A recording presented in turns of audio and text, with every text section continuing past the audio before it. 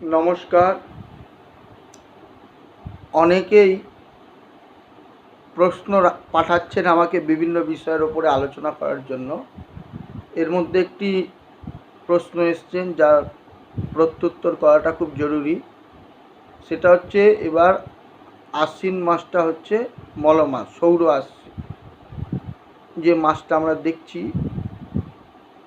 অনেকেই বলছেন এটা তো মল মাস, কী করে হলো? কারণ 17 সেপ্টেম্বর ভাদ্র মাস শেষ, 31শে ভাদ্র,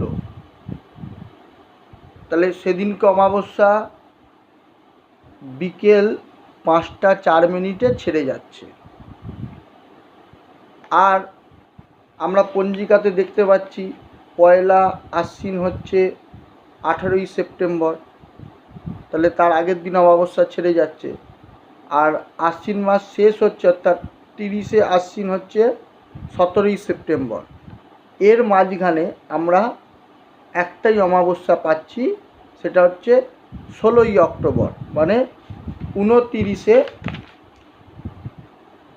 29শে আশ্বিন। তাহলে এই যে 18ই সেপ্টেম্বর থেকে 17ই সেপ্টেম্বরের মাঝখানে তো দুটো অমাবস্যা নেই, একটা অমাবস্যা। তাহলে কি করে এটা মলমাস হলো? এইটা অনেকের কাছে প্রশ্ন জাগিয়েছে। তো প্রথম আমি এই প্রসঙ্গে বলি যে আমাদের ধর্মশাস্ত্রে 7 প্রকার মাসের কথা আছে। এর মধ্যে এই আলোচনার জন্য প্রয়োজনীয় 3টি মাসের কথা আমি উল্লেখ করছি। একটি হচ্ছে সৌর মাস। সূর্য 12টি রাশির মধ্যে এক একটি রাশিতে 30 দিন, মোটামুটিভাবে 30 দিন করে অবস্থান করেন। এই যে 30 দিন করে অবস্থান করছেন, তারপরে তিনি এক রাশি থেকে অন্য রাশিতে চলে যাচ্ছেন। যখন যে রাশিতে অবস্থান করেন সেই রাশিকে অনুসারে আমরা সৌর মাসকে নির্ণয় করি। সূর্য যখন মেষ রাশিতে থাকে তখন আমরা বলি বৈশাখ মাস। সূর্য যখন বৃষ রাশিতে থাকেন তখন আমরা বলি জ্যৈষ্ঠ মাস। এই যে রবির অবস্থাকে কেন্দ্র করে যে মাস, তাকে বলা হয় সৌর মাস। আর একটি মাস হলো চান্দ্র মাস। এটাকে চন্দ্রের ওপর নির্ভর করে বলা হয়। এই চান্দ্র মাসটি দুটি ভাগে বিভক্ত। একটি হচ্ছে মুখ্য চান্দ্র, একটি হচ্ছে গৌণ চান্দ্র। মুখ্য চান্দ্র মাস কোনটা না, শুক্লপক্ষের প্রতিপদ থেকে অমাবস্যা পর্যন্ত এই যে শুক্লপক্ষের 15টা তিথি আর কৃষ্ণপক্ষের 15টা তিথি, এই 15-15-30টা তিথিকে নিয়ে যে মাস, তাকে বলা হয় মুখ্য চান্দ্র মাস। আর গৌণ চান্দ্র মাস কৃষ্ণা প্রতিপদ থেকে পূর্ণিমা পর্যন্ত যে 30টা তিথি, কৃষ্ণপক্ষের 30টা, শুক্লপক্ষের 30টা, কৃষ্ণপক্ষের 15টা আর শুক্লপক্ষের 15টা, এই যে 15-15-30টা তিথি, সেটা হলো গৌণ চান্দ্র মাস। মল মাস সবসময় হয় মুখ্য চান্দ্র মাসকে কেন্দ্র করে। দেখবেন রবি যখন সংক্রমণ করল কোথায় না, ভাদ্র মাসকে ত্যাগ করে মেষ, বৃষ, মিথুন, কর্কট, সিংহ, কন্যা। তাহলে মেষ হলো বৈশাখ, বৃষ হলো জ্যৈষ্ঠ, মিথুন আষাঢ়, কর্কট হলো শ্রাবণ, ভাদ্র হলো সিংহ, এবং কন্যাতে যখন আসছে রবি তখন হচ্ছে আশ্বিন। বৈশাখ, জ্যৈষ্ঠ, আষাঢ়, শ্রাবণ, ভাদ্র, আশ্বিন।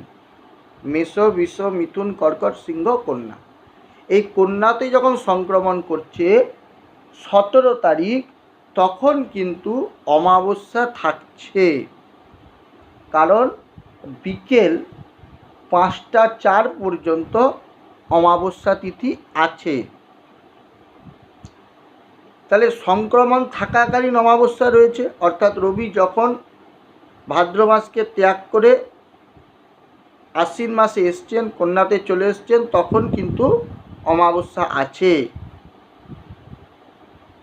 এই অমাবস্যা থাকাকালীন তিনি সংক্রামিত হয়েছেন এবং রবি ওই আশ্বিন মাস 17ই যে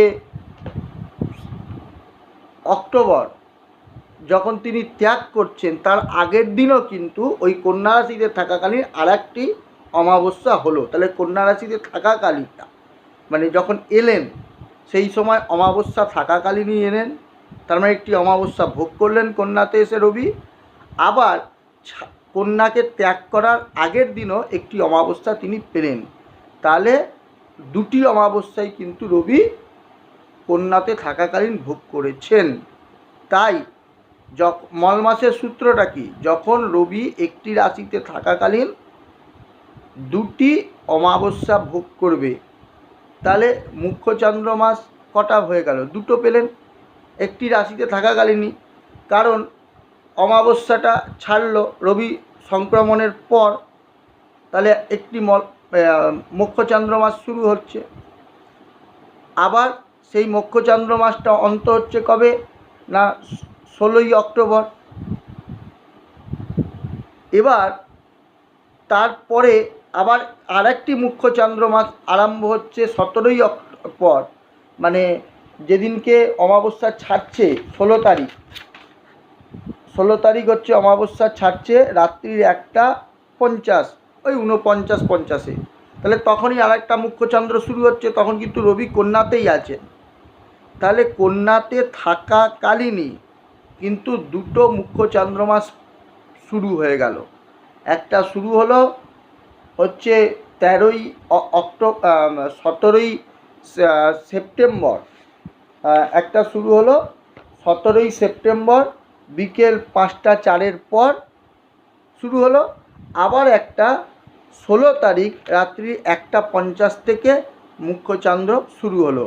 তাই পরবর্তী মাসটা অর্থাৎ 16ই অক্টোবর রাত্রি 50 থেকে যে মুখ্য চন্দ্র মাসটা শুরু হলো সেটা হলো শুদ্ধ মাস, আর পূর্বের যে মুখ্য চন্দ্র মাসটি ছিল সেটি হলো মল মাস। সুতরাং যে সংশয়টা আমাদের মধ্যে হচ্ছে যে অমাবস্যা তো 17ই সেপ্টেম্বর অমাবস্যা ছেড়ে গেছে, তাহলে একটি অমাবস্যা আছে কেন বলা হচ্ছে সেটা আশা করি আপনাদের ক্লিয়ার হয়ে গেল।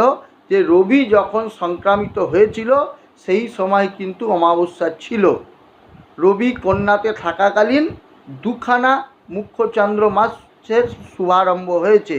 এই দুটি মুখ্য চন্দ্র মাস একই রাশিতে রবি থাকাকালীন পেয়েছে বলে প্রথমটি মলচন্দ্র আর পরেরটি মুখ্য চন্দ্র। নমস্কার।